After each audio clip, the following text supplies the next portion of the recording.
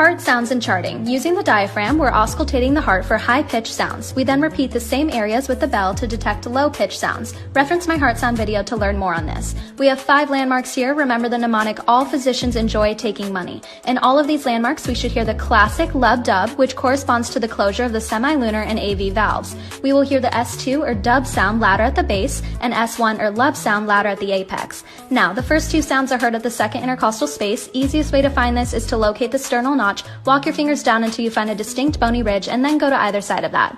Erb's point is at the halfway point between the base and the apex of the heart. This is at the 3rd intercostal space, so put your fingers in a peace sign at the 2nd rib and you'll be able to hit this. We're going to do this again for the 4th landmark. 5th landmark, draw an imaginary line from the clavicle to right under the nipple and you should be in the general area. We're also using auscultation to assess rate and rhythm. These are your normals, and to chart all of this, we'd say normal rate and rhythm, no murmurs, rubs, or gallops noted on exam.